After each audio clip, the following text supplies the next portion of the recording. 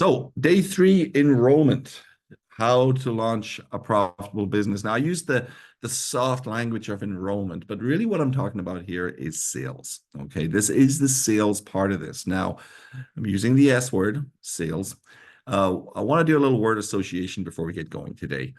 What word comes to mind to you or comes up for you when you think of the word sales or salesperson? What comes to mind? Just type it in the chat so I can see what kind of associations we might have with selling.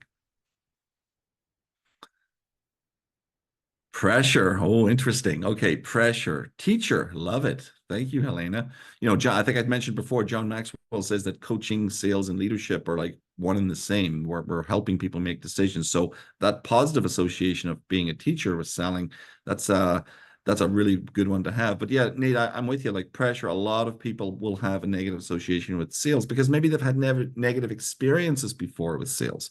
But I want you to keep in mind what comes up for you as we're going through this. And just a reminder, this is the third part of this. This is the value esteem. Thank you. Good one. So this is the sales part. This is the third wheel of that Venn diagram.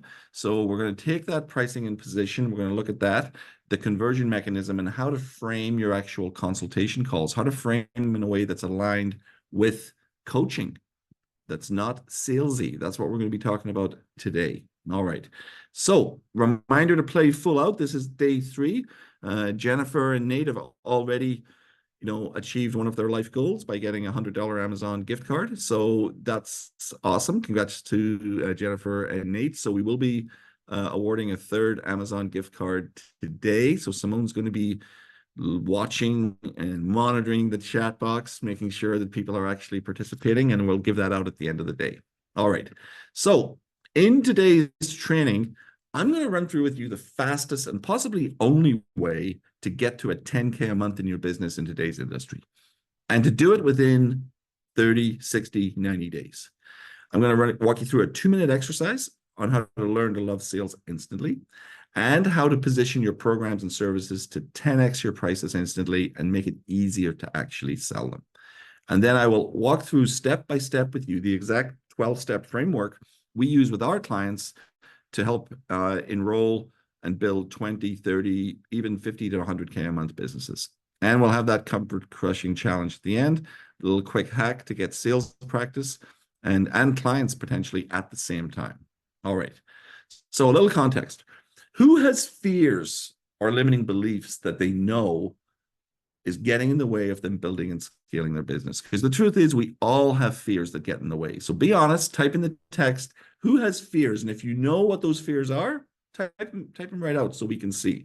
Who has fears or limiting beliefs that they know are getting in their way of doing this? Maybe they're related to money, maybe they're related to your confidence, maybe they're related to judgment, uncertainty, Asim. Yeah, it's hard to grow your business if you're not clear and certain on what you need to be doing. All right, imposter syndrome, Jennifer, not good enough to do this. Oh, I love it. Okay, so that's a huge one for so many coaches, because until you actually experience it, it's hard to believe it sometimes. We talked about that on day one, right? That belief thing of like actually doing the work. So imposter syndrome, and that can really keep us stuck, whether it's true or not that you're good enough, like whether that's true or not doesn't really matter. I think it was Mark Twain's quote, I've been through some horrible things in my life. Some of them actually happened. So even if that imposter syndrome is imagined, which in all likelihood it is, Jennifer, it's real to your subconscious, and your subconscious will make sure that you hold yourself back. And that's one of the things we work with our clients to release. Clarity. Yeah, fear of commitment, fear of success, fear, right? Fear, what's it? False expectations appearing real. Is that the acronym I've seen for that? So absolutely, those fears can keep us stuck for not just months or sometimes even years, right? Feeling rejected, fear of rejection. Yeah, no one likes to be rejected, right? And this goes back to something it goes to something I'm going to talk about today, but I think we talked about it earlier. It's not about us, right? It's about the people that need our help. So we need to actually be okay with that stuff because we're the coach. Remember, we talked about being a leader and putting yourself out there, taking a stand. Like this stuff is part and parcel of being an entrepreneur and being a coach, is because your clients are leaning into you to be that. All right. So These are some of the fears that we see for our clients when they get started. And you guys have just nailed some of them. So fear of being judged or criticized by others, putting yourself out there and getting nothing, failing and having to give up on your dream, not believing you can do this, that imposter syndrome that Jennifer referenced, or not believing people will pay you, not to know your own worth. And then all of these doubts about whether it's even possible. And I'm surrounded by coaches that doing multiple six, seven figures. So it's really easy for me to believe in this stuff. But it's hard to believe it's possible until it happens for you. So Jim Rohn, one of his quotes is that you're the average of the five people you spend the most time with, right? So if you're not around high performing coaches on a daily basis, your belief is going to be influenced by your own experience and the people around you. And unfortunately, some of the people around you, even though they love you and they care about you, they may not be supporting the need for this new belief. So much of this prevents us from doing the one thing that will actually grow our business, which is finding clients and that need our help and then enrolling them into our programs to change their lives. All right. So I'm gonna shake you up a little bit here with a quote. Okay, so this is a favorite post of ours. We put it out probably once every 6 months. Does anyone know who Adam Torn is? He's the founder of entrepreneur.com, Entrepreneur Magazine. Yeah. My business partner Xander, he was at an event with Adam a while back, and he was sharing with him what we're doing at High Impact Coaching and helping new coaches and getting them launched in their businesses and scaling up. And Adam, who's a very successful entrepreneur and a really good guy, he said, "Oh, that's amazing." He goes, "I can't believe you do that. He goes, I could never do that." And Xander was like, Xander's very philosophical and really likes to believe in optimism and the best in people. He's like, "Well, what do you mean you can never do that? Like, you're an amazing entrepreneur. Like, you can't believe in working with coaches?" And he goes, No. I think it's great work that you're doing. It's just I could never do it." He goes, "Because starting coaches are so selfish." And Xander was like, "What? These are my people you're talking about. What do you mean selfish?" And he goes, "Well, if you think about it, if they're not making money, they're focused more on their own fears than the activities and the actions they need to be taking. So they're hiding behind distractions that keep them feeling safe and okay. So they're designing their logo, they're building their website, they're getting another certification, they're procrastinating doing the vulnerable things that are actually going to move their business forward.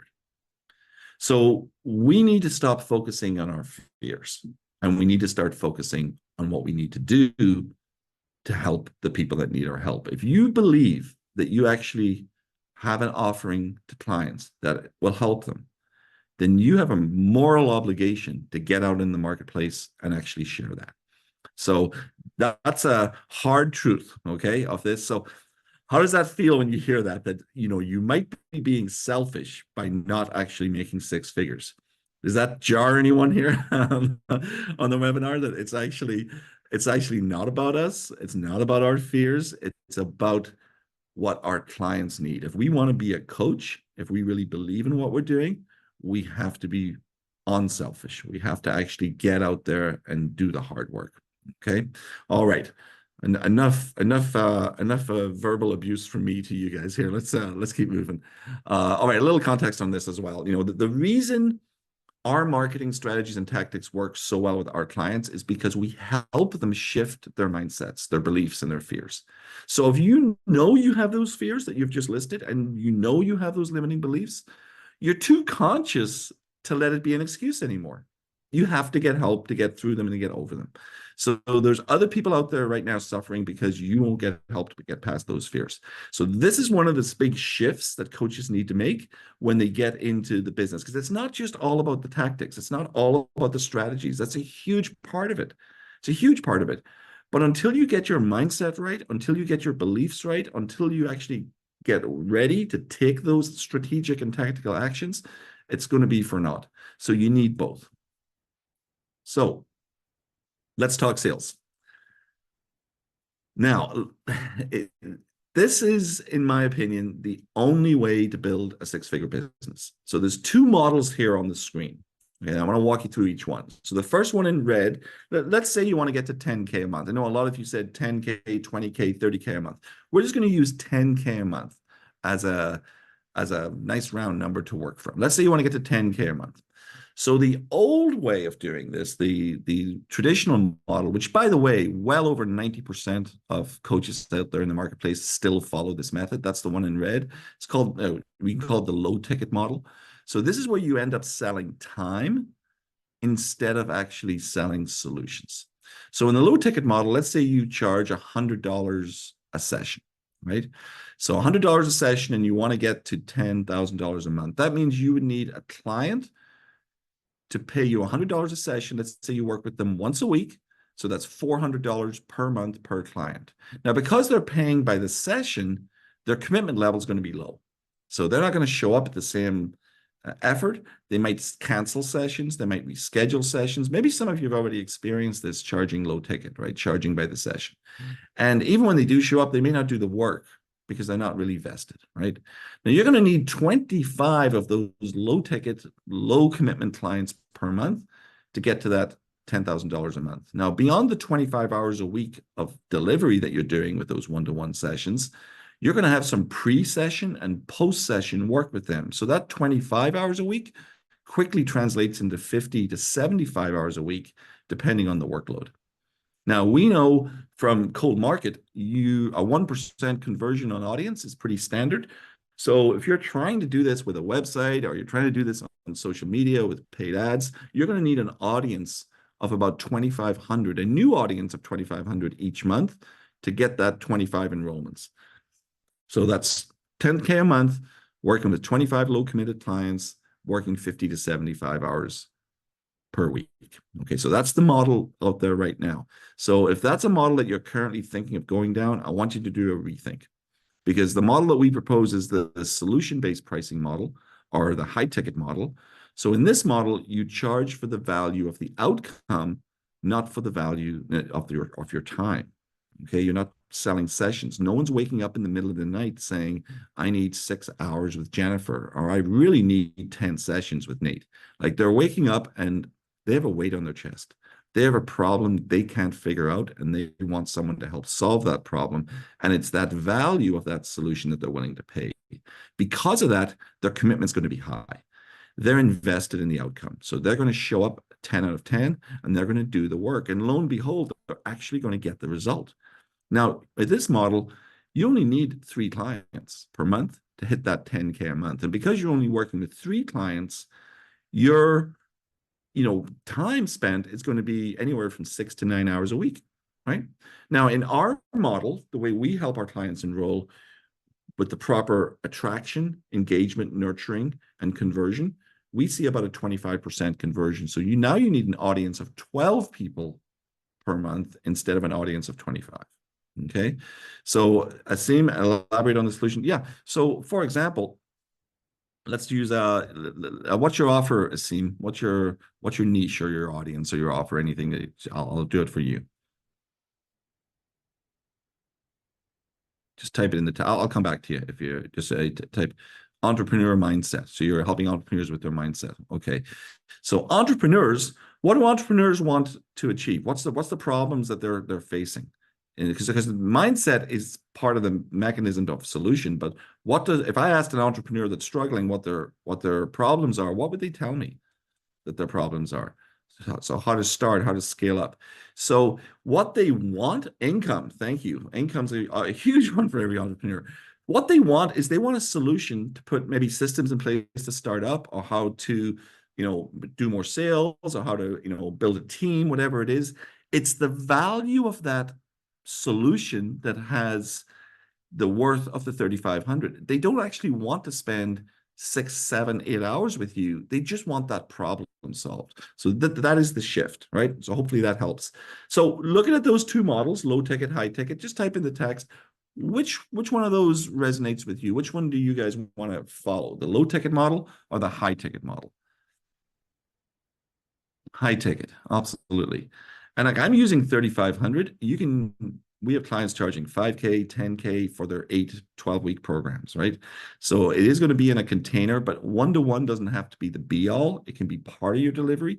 But because you can incorporate what we talked about in day one, group classes, group coaching, coursework, you can scale this up. How do you get people to buy it? We're going to cover that today, Jennifer. You're on the right session. We're actually going to cover the framework and the mechanism to do that. So a little context here. I was talking to a woman, this was probably a year or more ago, and she wanted to enroll in our program, but she wanted the support of her husband to do it. Now, he had actually tried to build his own coaching business for almost 5 years, and he was charging $70 a session. He ended up broke, overworked, burnt out, out of money, and with clients that he had to chase down and that just didn't get it. Now, he ended up talking her out of her lifelong dream because of his trauma. Okay. So, this model of the low ticket, not only does it not serve your clients well, not only does it not help you create a sustainable business, it can actually jade you and pull you away from your passion. So, I'm very committed to helping coaches see that so they can have a business that's sustainable, profitable, and actually helps people. So undercharging is the most dangerous thing you can do in your business. You will end up with uncommitted clients. You'll end up resenting the work you do, and it'll turn your passion into a grind that all you'll want to do is quit. And I see this in the fitness industry all the time. You have these new fitness trainers that get into the industry. They're so passionate about fitness and health. They're so passionate about wanting to help others. And 6 months, a year, 2 years in, they are burned out. They're not making any money. They can't support themselves, and they have to go do something else. And they leave that dream behind. So you'll never have the freedom you want or the income to grow and focus on your own development if you follow that selling time model. Okay. So positioning for high ticket. This goes to Jennifer's question. How do you actually sell it? Well, there's 3 things you need to do. You need to be a solution provider, not a service provider. Service providing is a commodity. Providing a solution is unique. There's no value set for that. It'll be the value of the solution that you provide. You also need to be an expert, not a generalist. People will pay for expertise specific to their problems. And then finally, you need to focus on transformation versus information. Now, let's walk through these. So being a solution provider. Has anyone ever heard the story of the Boilermaker? Everyone hear this story? It's an old story, but I'll share it with you because obviously I'm from Ireland, so we like to tell stories all the time. So, okay. So there's this big ship in for refit, and one of the boilers is acting up. It's just not functioning. It's making all kinds of weird sounds. It's like and so they bring in all these, boiler engineers to look at it and try to figure out what the problem is. And all these experts come through and none of them can figure it out. So finally, one of the shipmates says, there is a fellow who actually, he's retired now, and he used to work on these exact type of boilers, and he was excellent. Now he's not working anymore, but I could reach out to him and see if we could fix it. And at this point, the ship's captain's like completely at wit's end, and he wants to get this fixed. He goes, yeah, reach out to him. Let's have him come in. So this old Boilermaker comes in, and he walks around, he looks up and down, and he takes out this little tiny hammer, and he tap, tap, tap, tap, tap, tap, tap, tap, tap. And they fire up the boiler, and it's working fine. And he walks away. And the ship captain's like, wow, that was amazing. Well, whatever, let's get moving. And so a couple of weeks passed, and an invoice comes in. And it's from the Boilermaker, the retired Boilermaker. And the ship captain opens it up, and it says invoice $5,000. The captain's a little bit taken back. And he's like, okay, well, that's interesting. I need to call this guy because he was only here for a few minutes. So he calls him up. He says, hey, I got your invoice. First of all, I want to thank you for fixing the problem and solving it. It saved us a lot of time and money, obviously, doing that. I want to thank you for solving the problem, but you only here for a few minutes. Would you mind sending me back an itemized invoice just so I can kind of justify it to the accounting department? And the Boilermaker says, oh, yeah, no problem. So he sends him another invoice. And this time the invoice is itemized. And it says, small metal hammer, $5. Knowing where to tap, $4,995. Your value is knowing where to tap, right? Your value is not the time you spend. The value is knowing where to tap. Okay. So I hope that helps shift for you and answer that question that you might have been wrestling with about how do I charge more? So as coaches, we're paid for the value of our solution, not the value of our time. Okay, so this is our client Courtney. Courtney's in the health and fitness space. She had been a health and fitness coach for I think it was 11 years, and she was really excellent at what she did. But she was working like 60 hours a week, charging by the session, and she was making around 3K a month. But she was working, like I say, like 60, sometimes 70 hours a week to get to that 3K a month, and she was very close to burnout because she was selling a commodity, a service, her time. So we switched her from being a service provider to being a solution provider, and instantly was able to charge 3K. Now, here's the interesting part. Those 3K clients, instead of paying $60 a session and maybe getting 300 a month from those clients, she's getting 3,000. The 3K clients actually got better results. Same Courtney, same program, clients invested, committed, showing up with specificity on their problems and actually getting better results. So people who pay attention. Okay, question from Jennifer: how specific do we need to make the solutions? I feel like mine are more general. That's a nuanced conversation because it's both. Definitely, you want to connect with them. Remember, we talked about perceived problems and perceived solutions versus actual problems and actual solutions. So your marketing should be meeting them with their perceived problems that they have, and initially meeting them with very, very simple, ready to understand solutions. But so being a solution provider is more than just providing them with information. It's providing them with strategy to actually achieve the result. So health coaching, life coaching, career coaching, business, these are all commodities. Like there are so many coaches out there that are just selling their time. But if you think about it, like you just don't sell information or time. You are selling a cure to a disease that they have, if you think of it that way. Like if you think of a rare disease, maybe you cure an emotional disease or a spiritual disease, or maybe you or if you're in the health space, maybe you cure actual diseases. But let me ask you this. Let's say you had some disease that you needed to have cured, and I was able to provide you with the cure, okay? But here's the deal. Let's say you have some really bad ailment or illness, and I hope none of you ever do, but let's say you do, just because it's a webinar, we get to do this. So you have this really bad illness, and I can help you cure that illness. But here's the catch. You have to work with me 1 hour a week, every week for the next 12 months. So like 50 sessions with me. But I will completely cure your ailment. I will completely cure this thing that you've been struggling with for years. And it's $5,000. Would you pay that $5,000 knowing you have to show up with me every week for an hour, but I'm going to get you cured of that? Type in the chat. Would you be willing to make that commitment with me? 1 hour a week. Yes, of course you would. Yeah, I'm going to cure that ailment. But let me ask you this. What if I could cure that ailment in 12 weeks? And you have to meet with me once every 2 weeks, but you'll still get the outcome and the result. Did the value just go up or did it go down? Did the value go up or did it go down? It went up, right? So we've been conditioned as coaches to believe that our value depends on how much time we spend with the client. But the client actually doesn't care about how much time you are spending with them. They care about what? They care about getting the outcome and the result. I always used to chuckle at when I started, coaching 8 years ago in the online space, and a lot of my clients initially were personal trainers, and a lot of them had two-tiered pricings. They would charge like $60 a session, but if I have to travel to you, it's $75 a session or $80 a session because they're charging the client for the time that they're spending getting in the car and driving to them. If you think about it from the client's perspective, that makes absolutely no sense.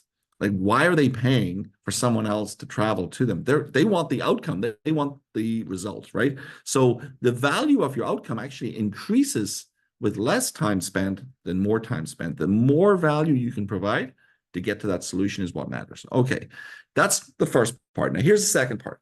You need to be an expert, not a generalist. Okay, if you had a broken foot right now, would you rather go to a general practitioner or the best foot surgeon in the area, right? So obviously you'd want to go to the best foot surgeon. So, and by the way, who gets paid more? Does the GP get paid more or does the expert foot surgeon get paid more? the expert, right? So expertise always gets paid more. So you don't want to be a general coach. You don't want to generally coach people. You want to be very, very specific with the people you help and the problem that we really need to narrow down our niche to be that expert. So this goes back to some of the questions that people have been asking about general and specificity. As we narrow down our niche, not only are we cutting through the noise, not only are we reaching our audience, but our value is going up. So now we're an expert, we're worth more than a coach that's out there that might be able to do the same things as us, but they're not perceived to be able to do the same things as us because that's our area of specialty. Okay. Information versus transformation. This is really key in the economic times we're in. Information is being devalued. Transformation, getting results, is not being devalued. Like, all the information is out there. You can go on YouTube and Google, and you can and chat GPT. Like, you can go in and be bombarded with all the information out there to build a coaching business. And it'll take you literally years to vet through it all. So information is not where the value is. The value is in transformation. And I'll use we were talking health earlier, health and weight loss and fitness. Like Jenny Craig charges $30 a month for their programs or something like that, or Weight Watchers, any of those programs. They're giving information and it's devalued. It's $25-30 a month. Yet we have, hundreds and hundreds of health and fitness coaches that have been able to charge, 3, 5, 8K for transformational change. So you don't want to sell information. You want to be selling transformation. So, Peter Diamandis, the 6 Ds, chain reaction of technological progression. So as things move, like, there are programs out there, info products out there that 10 years ago sold for $2,000 and $3,000. 3 or 4 years ago, they were like $199 for the course. Today, they're free giveaways for people just to get opted in to the context. So information doesn't have value, transformation does. Okay, so post in the chat right now, which of these 3 do you feel is the most important for you to make a shift in? To be a solution provider, not a service provider, to shift from being a generalist to an expert, transformation versus information. Yeah, be an expert. Good. Be an expert versus being a general. It's so important. When you're, there's a lot of companies out there that provide, certification, and they provide business coaching, and they provide all this other stuff. We're laser focused. We're the expert at business coaching. We don't try to be a certification body for life coaching or health coaching. There's lots of companies out there. The mistake a lot of those companies do is they try to do business coaching as well, and they don't do it well. As soon as you become a generalist and you're in too many areas, you'll also struggle to be really effective in any one area. So being laser focused and being in your lane allows you to actually be really good at what you do also. Okay, so let's sell it. Let's actually go through the framework. I'm going to share with you. This is the same framework, and by the way, I have used this framework for more than just the 8 years online. I've been using this framework in my own businesses in my martial arts schools for over 20 years. So I've used it for a long time with a lot of clients. We've also helped other coaches, not just our 1,200 plus coaches at High Impact Coaching use it. We've helped outside industry coaches, Doctors of America, Bedros Keuilian. He owns Fit Body Bootcamp franchise, international franchise at 200-300 locations. We've helped them use this framework. This framework has generated in excess of, I think, $250 million in coaching sales. So this is not something Simone and I wrote on the back of a napkin this morning and tried to get ready for today's session. Like, this has been battle tested, it's proven, and it works. So this framework is what you need as a coach to sell high ticket coaching programs. And to Jennifer's point, this is the step-by-step process. So first thing I want to focus on is how you approach the actual selling of coaching. So you're not selling a commodity. I think we established that. You're not selling a service.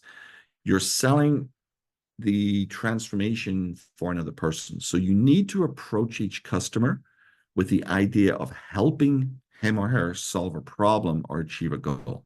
It's not about selling a product or service. And by the way, no one wants to buy your coaching program. No one wants a product. They want a solution. So we need to shift our mindset and our intention to helping. All right. So this is a quote from Brian Tracy, one of the, he's been a personal development and sales trainer for decades. Very important philosophy. So here are the 12 steps. I'm going to walk you through each one of them. And as I'm walking through this, feel free to take some screenshots, to jot down some notes as it might relate to your audience and offer. Now, obviously, with our clients that we work with, we actually craft out a 13-page framework for them that's customized for their specific offer, audience, and delivery. So I'm going to give you the kind of tip of the iceberg, the high-level view, but this is the framework to follow. So first is mindset. This happens before you even start the consultation with your potential client, because if your mind isn't right before you start a call, the rest is going to be lost. Okay, so this might mean just watching some motivational videos or doing something to get you in the right intention. Maybe you do a meditation, maybe you go for a jog, maybe you dance in the living room. Sorry, Nate, to call you out, but yeah, maybe you dance in the living room before you get on that call and just get yourself in the right mindset to get your energy up, because you have to show up at a 10 out of 10. If you show up on a consultation, a coaching, like a sales call, and you're showing up at like an 8 or a 7, they're going to show up at a 4. So you have to come on that call with full intention and ready to go. So that might mean just taking a couple of minutes to visualize the outcome before you even get on that call, and feel confident before you get on that call. Maybe you listen to a coaching call you did with another client, or you listen to something that really inspired you, and that puts you in the right frame to get started. All right. So once we've done that, we want to start the call by establishing a little bit of rapport. Okay. We want to start the call by building some connection. So people will only work with people they know, like, and trust.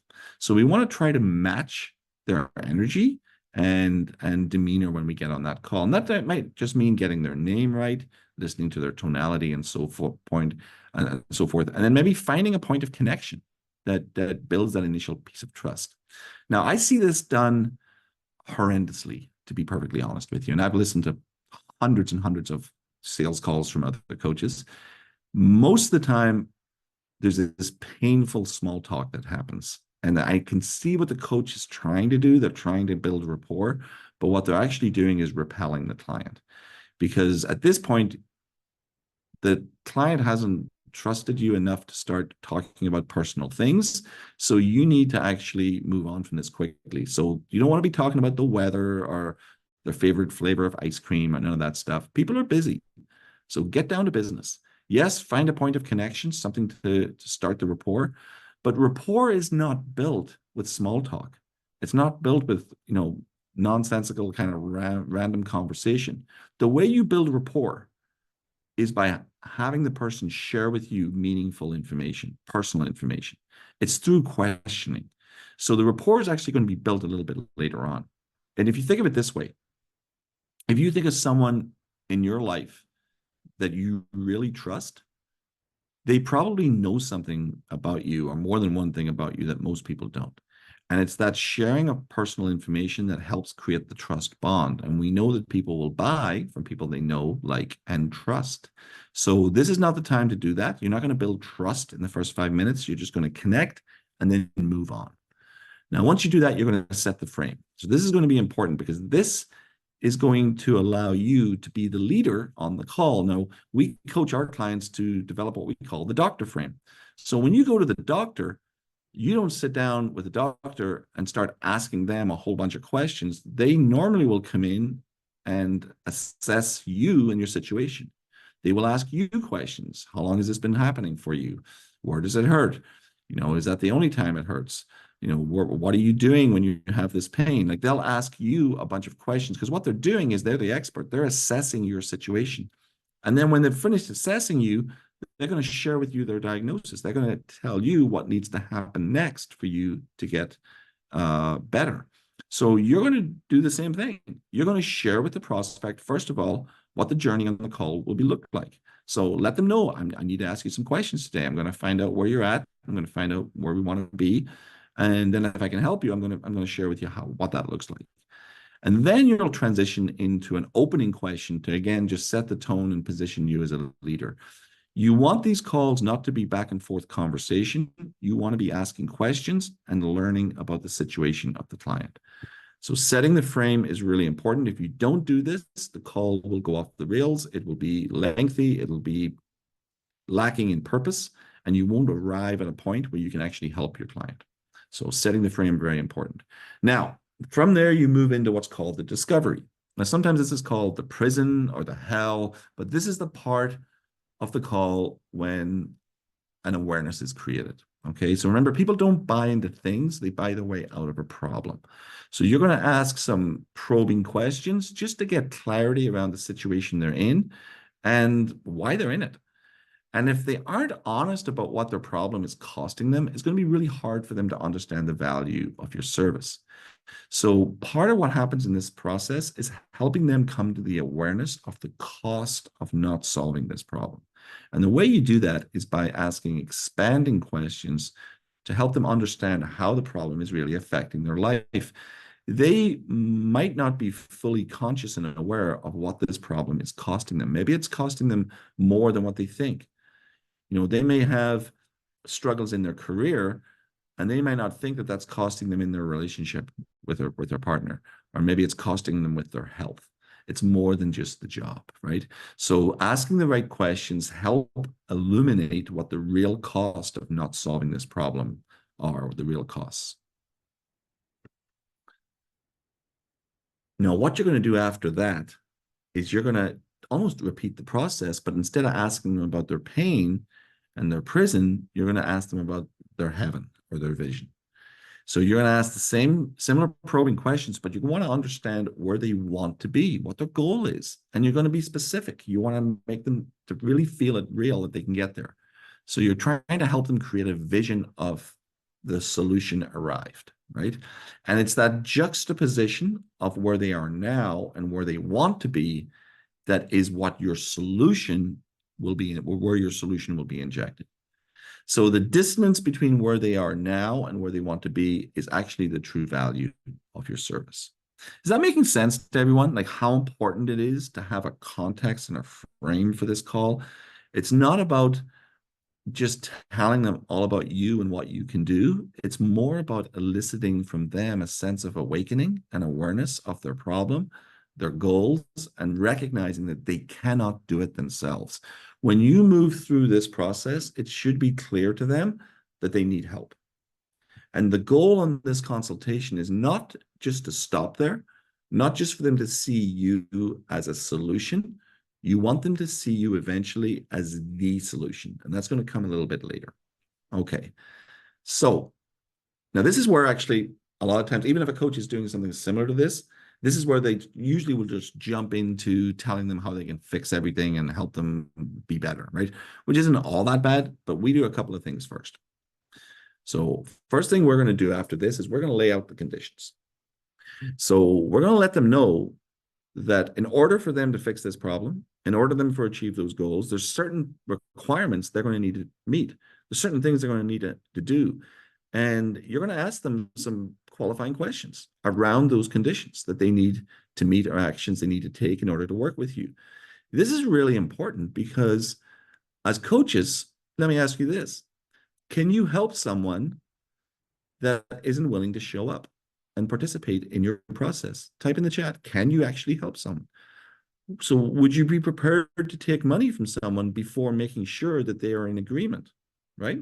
So that's just an example of one thing. So right now, I want you to type in the chat, what's a expectation or a qualifier that you would have for your clients that you know they have to meet as a condition in order for you to help them?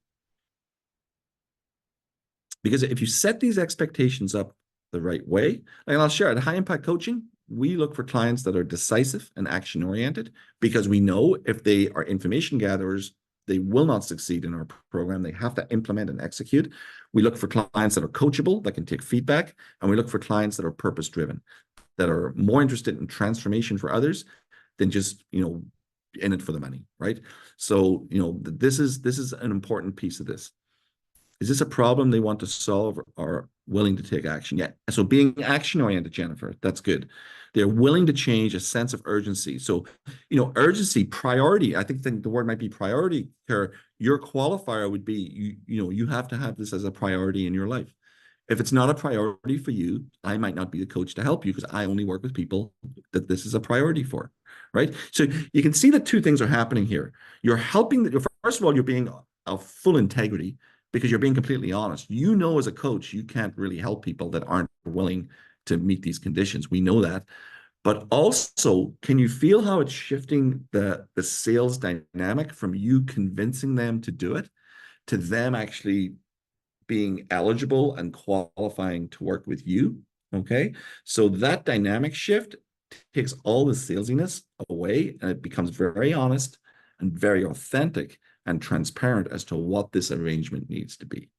So once you set these expectations up, you're going to get trusting, committed clients, and you'll need to get their agreement that they're committed to the outcome and willing to put in the work. Okay. So after that, then again, we have another step that we go through. It's called a recap. And this is where you're going to review or recap your discussion on this consultation.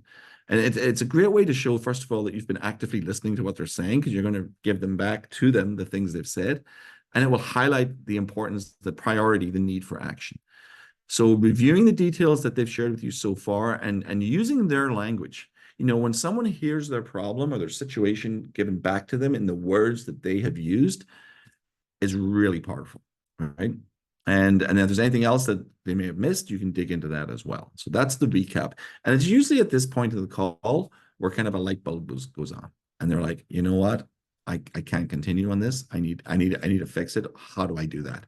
And now they're ready to actually hear about the solution that you provide. And this is where you're what's called sometimes called the pitching process, where you actually focus on share with them how you can help them. Now, again, this is a part of the consultation that I see coaches miss the mark on too often. A lot of times coaches will focus on the features of their program or just the process of the program. So they will say, well, my program is, it's 12 weeks long. I meet with you once a week for an hour. I will give you 500 hours of videos to watch. I have all these workbooks that I got designed. They're amazing and lots of stuff for you to do. I give you homework exercises. None of that stuff matters. None of that stuff has value. That's just the process. What they want to hear is what is going to be the outcome when they work with you. So you want to structure your solution overview in a way that highlights the benefits, the outcomes that they will achieve from working with you. And then you can share a little bit of the how it happens as well. Now, part of this process is also providing credibility that you can help. And for new coaches, this can be tough, right? So you do want to provide some social proof. Now, that might just be your own journey if you don't have clients yet. Maybe you have walked the very steps that your client is in now, and you can share your story and your journey as proof of concept.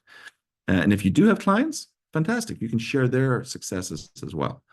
And it gives you a sense of confidence that you can actually help them and gives them a sense of confidence that you can. And if your own journey isn't totally aligned with what you're helping, or you don't have clients yet, you can outline your methodology as being the perfect fit for them. Like your program has been designed to solve these problems. So you've got different options there to provide some credibility and validity for your program. Okay, after that, I'm going to revisit the agreements. I'm going to come back to those agreements and I'm going to double down on them. I want to be crystal clear with clients what the expectations are. You heard me yesterday when I was talking about the hustler model and stuff like that. I will tell potential coaches, like, this is not sipping Mai Tais on the beach and watching clients roll in. Like, you actually have to do some work here to make this happen. But if you do this well, if you actually are honest and transparent with them, they're going to show up with the right managed expectations for your program. And you'll never, ever run into a situation where someone will be like, well, I didn't know this was going to have to be, I have to do this when I started, or I didn't know I have to do this. You're going to get like really good clients, right? So you're going to ask those same questions, revisit them, make sure that they understand that success is only certain when they meet those expectations. Like, we guarantee clients that work with us will be enrolling high ticket clients within 8 weeks. We can do that because we have it exactly laid out step by step what needs to happen. And if our clients agree to follow those steps, we know with certainty they're going to get results, right? So you want to have that frame for your clients so they understand what it is. Yeah, absolutely. Yes, yeah, commitment from their side. Okay, so it's you're the coach. You're going to commit to them. Like we were pretty good at letting people know that, but why not ask them to commit as well to themselves, not just to you, not just to the program. Commit to themselves, right? All right. After that, we are going to introduce our pricing, and we want to position our pricing in a way that it's impossible for them not to understand the full value. Okay. So we will, chunk up, we'll provide proof of this service that it could cost 10x to the value of the price. Like if I asked everyone right now, this goes back to Jennifer's question about pricing. What would I have to pay each of you on the call right now to unlearn everything you've learned in your journey to become ready to be a coach? What's the number? What would I pay you today that you'd be willing to unlearn everything and go back to that place you might have been in 5 years ago, 10 years ago, 20 years ago when you were starting this journey? How much to unlearn everything? What's the value of that? Type that in the chat for me. How much to unlearn everything, all the knowledge, the skills that you've developed? How much? Yeah, infinity says it seems. Okay. Pretty hard to put a price on it. Yeah, priceless, right? That's the value of your program, by the way, just so we're clear. That is the value. If someone's not there, they're at the starting point, that's the value you bring. Now, once we share with them the actual full price of our program to get started, we are then going to provide some incentives for them to get started, to get them out of that place of stuckness and to reward them for taking commitment, for taking action. Because your clients didn't get to where they got to because they've been action-oriented and being decisive and doing things. They've got there because they've been procrastinating. They've been putting it off. So providing an incentive for them to stop that cycle, to create a new paradigm, is part of the journey, right? So I want to share another little story, a little analogy for you. This comes from one of my friends, Jesse Elder. But he talks about sales as being, he was a business coach a long time ago. Now he does some really interesting stuff. But anyway, he used to use this analogy when selling, right? And it's the analogy between a lighthouse and a tugboat. Okay, so most of us, when it comes to selling our programs, we want to be lighthouses, right? So when a ship is in, rough waters and they're struggling, like our clients are when they come to us, we want to shine our light. We want to say, here's my program, follow my light, come through to safe passage, and I'll get you to that safe place, right? And that happens all the time, actually, when you do this framework right. And it's great when it happens. But sometimes, many of the times, a lighthouse isn't enough. Sometimes a ship is in such distress, or they're so unfamiliar with the territory they're in, they need more than just a light. One of my friends, his name is Bob Lynch. He's a retired ship pilot. So he used to pilot those big tanker ships and things like that. And when he retired, he took a job going out on a tugboat. And when a ship would come into local waters, especially if it was, a little bit treacherous and the captain wasn't familiar with the passageways, he would go out in a tugboat, he would board the ship, and he would take control of the ship and navigate it through the straits. And then when they got to, open waters again or safer waters, he would give the controls back to the captain, right? Give the ship back to the captain. That's kind of what we're doing on a consultation. Sometimes we can be a lighthouse and they'll come right in. Sometimes they're going to need us to advocate for them, to get on the other side of the table with them, to actually hold their hand and walk them through the process. Okay. And when you do this right, it's not salesy, it's not pressure, it's helping, it's advocating, it's doing what the client needs. We need to always be where the client needs us to be. Okay. Now, obviously, for clients, when you're charging 3K, 5K, 8K, there may be some questions that come up, and that may require you to, respond to those questions. I know this title is objection handling. I don't even like that term. I don't hardly ever use it. because it's not usually objections. Usually it's just barriers, things that are in the way that they want help getting through. And for most high ticket programs, there's going to be some form of initial, objection or question. So when that happens, you just want to be ready to respond and help your clients move forward. Now, what is important is that you understand what's coming up for them. So to do that, again, you need to ask good questions. So if someone says, hey, I need to think about whether I want to do this or not, I need some time to think about it. Well, understanding, are they thinking about whether or not the program's a good fit for them? Are they thinking about whether they can be successful doing it? Are they thinking about whether you're the person that can actually help them?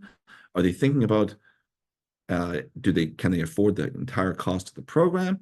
Are they thinking about, can they afford the starting cost of the program? Are they thinking about where to get the money from? Are they thinking about what other people might say to them? Are they thinking about their family? Like, there's a lot that could be. So you need to first understand through questioning what the actual objection or resistance is. Once you understand that, you can then walk them through and reassure them so that they can actually get started. So questioning, right? Don't just respond instantly to the first thing they say. Help them understand, because here's the truth. You don't overcome their objections. I'm going to say that again. You don't overcome their objections. You help them overcome their inner fears. You help them overcome their own resistance, their own conditioning. That's coaching, by the way.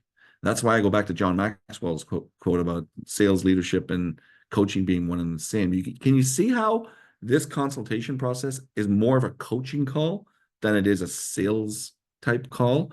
You're walking them through actual processes that you will help them in your actual coaching program.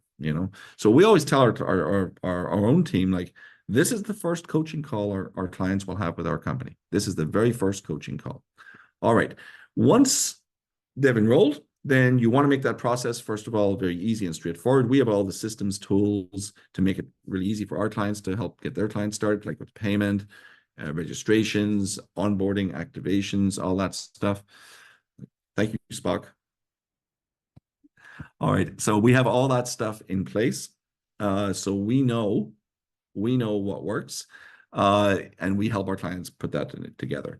So complete payment and registration. Now, once you've done that, you want to frame the journey they're about to go on. This is sometimes called the tuck in or the button down, right? Where you help them get into immediate action and get them going. The worst thing you can do is say, well, thank you for investing $5,000 with me.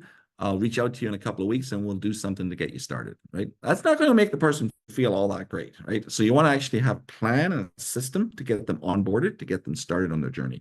And then you want to congratulate them and you want to thank them. They've just made a big decision. They're trusting you. They're counting on you. Reassure them. Thank them for trusting you. Let them know, congratulate them on doing something that's important for them. Okay?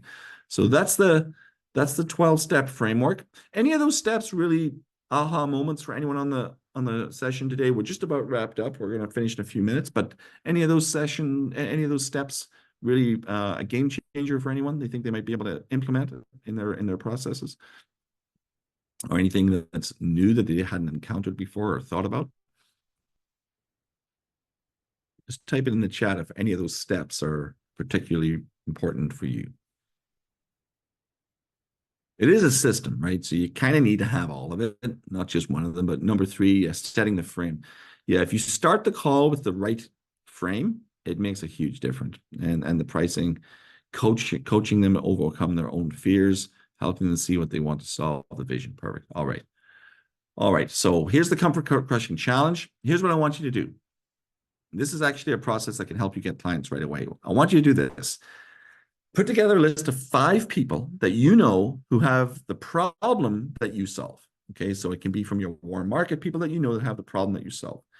And people that are close enough that they'll want to help you with your business. Now, here's what you're going to do. You're going to reach out to each one of them. You just text them, and you're going to let them know you're launching this coaching business. And you'd love some help and feedback from them. So I would just send them a text. Hey, Joe, do you have a minute? That's the text. That's the opening text. Hey, Joe, do you have a minute? Sure. What's up? Hey, I'm starting my coaching business to help, mid-career professionals level up in their careers. And I'd love some feedback on my process, my sales process. Do you have 30 minutes, 60 minutes next week or this week that you and I could jump on and I could do a practice run through with you? Like if you're up for it, I'd really love your feedback. So the goal here is to, first of all, get practice on doing that framework, get practice on it. But when we do this, we see this time and again, inevitably you're going to end up getting clients as well, because one of two things will likely happen. You're going to get on the call with Joe, walk him through the framework, and at the end of it, he's going to go, I want to do this. This is exactly what I need. Sign me up, right? Get me started. Or you may say, hey, that sounds amazing. You know, I was thinking about Kelly, who just started with us in HR. She's been talking about getting a coach, and everything you just talked about would be perfect. Can I introduce you to Kelly? This is what happens, right? So really easy. It's non-salesy. You're asking for help and you're treating it like a practice call. You're not going on there expecting them to enroll. You're going on there to practice. And you may find out, though, that you end up getting a referral or maybe even that client themselves. Okay. Type in the chat if you're going to do this. Type, I will do it if you're going to do this CCC, this comfort questioning challenge. Right on, Nate. Good stuff. So here's just a little script for you guys if you want to take a screenshot of it. Hey, Tim, cue for you when you have a minute. So I'm about to launch my XYZ business and would love some practice feedback on my sales process. If you can spare an hour at any point this week, I can set up some time for us to talk about the business and then run through a practice call with you. Would you be down? Okay. Totally non-salesy. Perfect, Jennifer. Fantastic. And so yeah, take a screenshot of that and obviously modify it, make it your own. Don't call yourself Tim, or don't call the person Tim if they're not Tim, and name your business something other than XYZ. Okay. So they, like I say, they may end up having a problem to work with you, or they don't. They might know someone that will.